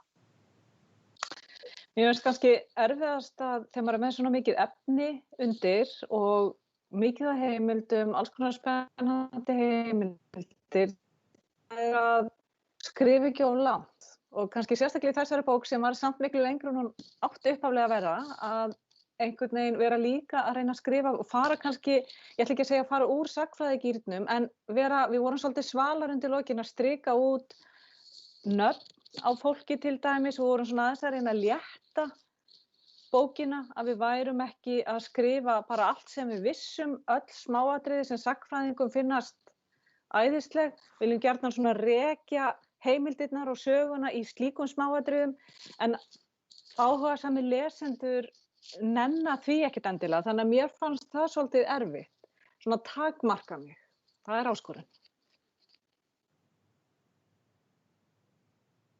Já, ég held að sé ekkert lengra svar við því. Þá held ég að sé bara mál að slúta þessu og ég bara, og fyrir hönd okkar í menningarmiðstöðinni, ég bara þakka ægilega vel fyrir, þetta búið að vera svo skemmtilegt að hlusta á okkur og vonandi bara getum við kannski haft einhvern svona meira átækilegan fund einhvern tíman eftir áramót og klára þetta svona. Ég er alveg rosalega svegt að hafa ekki komist, sko. Þetta hljómaði svo skemmtilega. Ég held við verðum líka eins og með Kristínu Svövu að við verðum nú einhvern tíman að klára þetta. Ég vona það mjög einilega. En þá bara takka ég kærlega fyrir og Takk fyrir mig. öllum sem hlusta.